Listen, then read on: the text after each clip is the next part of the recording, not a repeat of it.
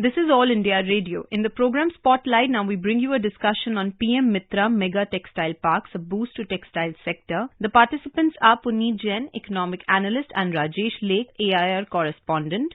The 7 PM Mitra, which is the Pradhan Mantri Mega Integrated Textile Region and Apparel Park sites, have been announced. Would you give us an insight as to what PM Mitra is all about?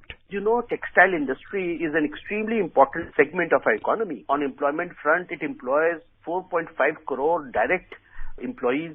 And if we take it allied industry, it employs more than 6 crore people, out of which 35 lakh employees are actually in the handloom sector. So you understand the significance. It is the second largest employer for the country. And we need to promote this sector for social as well as economical reasons. And therefore, I think the Prime Minister has done a very important, started promoting these mega parks which will integrate all textile manufacturing companies in one place, so that the benefit of cost is also there in the scale and the economies of scale are there. And these companies then become competitive on global scale, and we can increase the market share that we have in global textile trade. In that sense, it is a very, very important thing. Towards realizing this dream, I would say, government has promised that it will invest more than 4,500 crore directly in these companies, in these parks. They have asked the state governments also to contribute 1,000 acres each towards making these parks. Private sector companies will also be involved in promoting special purpose vehicles. These companies will promote the infrastructure. So they will set up parks, they'll set up roads, power supply, other infrastructure facilities, where smaller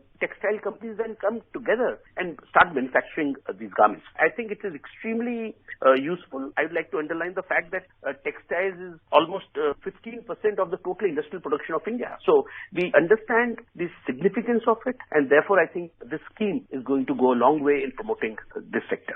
So as you said, 70,000 crore worth of investment is going to be there, and 20 lakhs employment generation is envisaged through these PM Mitra. The PM Mitra parks in Tamil Nadu, Telangana, Gujarat, Karnataka, Madhya Pradesh, Uttar Pradesh and Maharashtra. And I understand the parks are inspired by the 5F vision of the Honorable Prime Minister. Would you throw some light on that? This vision is extremely important because India, while it has been very strong in certain sectors of this industry, we have certain weaknesses in other sectors. So we try to integrate all this. So 5X from farm, where we produce raw materials like cotton and jute and wool. So from farm, we make value addition to fiber, which is basically threads or yarns. Fiber to fabric, which is material for garments. So farm, fiber, fabric, fashion, which is ready-made garments, which is very high value addition. And then we go to FOS, which is exports. These 5F together will help us to realize the true potential of our produce. Otherwise, usually, as you would know, that India is the largest producer of cotton in the world. We are the largest producer of jute in the world. And yet our farmers don't get appropriate, I would say, remuneration for what they produce. And they would like to have better prices for their products. So that is possible only when higher value addition up the chain, and then we are able to export. So I think these parks, the whole idea behind this park, the inspiration behind this Mitra project is to enable the industry to create that value addition, so that everybody in the value chain, from farmers, to workers, to the factory owner, everybody realizes better prices for the products through exports and better infrastructure. So this farm to fiber to factory to fashion to foreign, which is exports, will happen from a single location? Vision is that we have a special purpose vehicle in which there is a private sector promoter, there is state government which is a partner, just contributed land, and central government will provide capital subsidy. They have promised 500 crores, 300 crores per park, which is to provide that viability gap funding. Because most of these infrastructure projects, they are long gestation. Sometimes they have initial funding problems. So central government, as the Prime Minister has promised, that he will contribute 500 to 800 crores per park from the central kitty to make that financially viable. Then in one place, you will have all logistics players, you will have manufacturers, you will have exporters, you will have traders. They're all in one place. Therefore, the efficiency and the competitiveness of the units goes up. And like we said earlier, the two main reasons for increasing competitiveness of any industry is to have lower costs and better infrastructure or better scales of economy. The PM Mitra scheme will target to achieve both these goals, to reduce costs for the players and to have economies of scale for all the companies. These parks will also offer an opportunity to create an integrated textile value chain, right from spinning, weaving, processing, dyeing and printing to garment manufacturing at a single location. Would you elaborate on that point?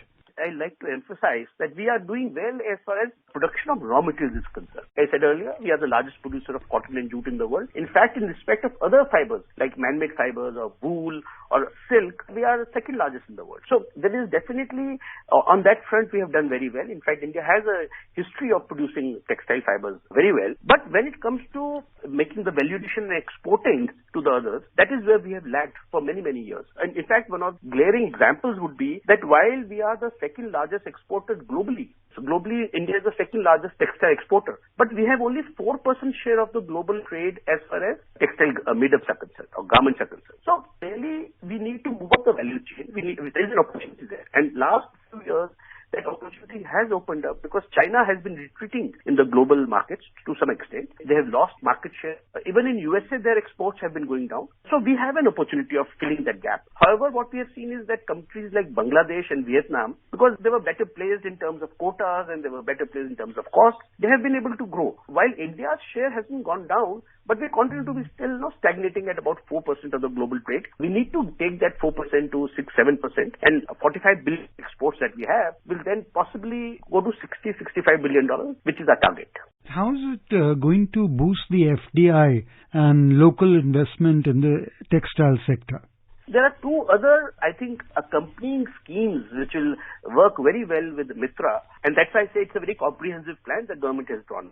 So government has allowed 100% FDI in textile sector. So if a foreign company wants to come and invest in India, they have no hurdles. They can completely, without any licensing or any hurdles, they can come and invest in Indian textile industry, 100% FDI, no problem. Along with it, government has announced 11,000 crore PLI, Production Linked Incentive Scheme, and largely for the garment sector and value addition sector. So that incentive is available to those who want to produce well in textile industry, along with 100% FDI, 11,000 crore PLI, and the integrated parks. I think India's textile industry will really have a very strong tailwind to support their efforts to increase share in the global trade. So this is also going to attract world-class industrial infrastructure and cutting-edge technology and to make it world-class as we've been talking about. India has a very large domestic market, which as it is attracts a lot of MNCs and global players to come to India. And India's importance, as you know, has been growing significantly on the global economic stage. So we have a total textile market in India, which is approximately $150-160 billion.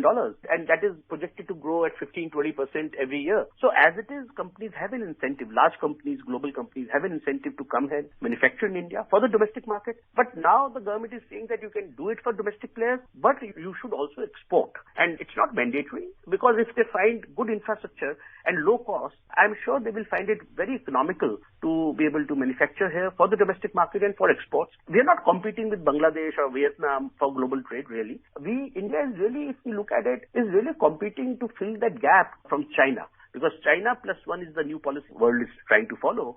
And I think India is looking to grab that market share from China. And as it is, 60% of our exports are to Europe and USA. I think we are very well placed for that. How will we reduce the logistics cost of the industry? We have seen usually, and this is what industry also talks about, is the integrated method. Because, see, if you go to different players, if a factory manufacturer has producer, has to go to different service providers in different places, and then you cannot get lower costs, because their operating costs will become larger in different, if they are spread over a large geographical area. And that is why the whole idea that you create integrated places where all services are provided by a single or a few service providers who are large-scale service providers.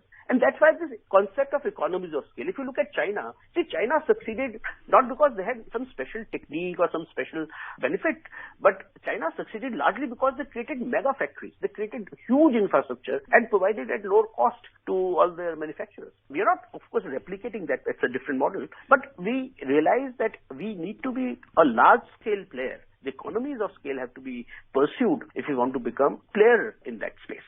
7 sites were chosen out of 18 proposals for PM Mitra parks, which were received from 13 states. So what was the criteria used, and how did PM Gati Shakti Master Plan for Multinodal Connectivity used for validation?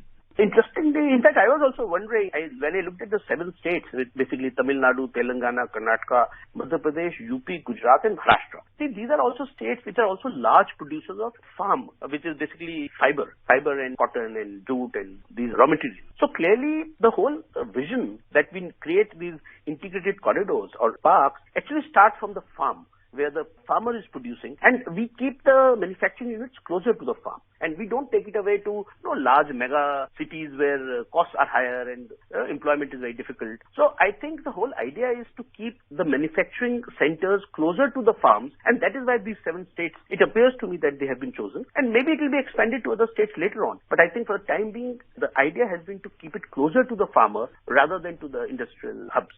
As I understand, the Ministry of Textile will oversee the execution and the implementation of the project. Do you want to throw some light on the way the projects or these parks will be run?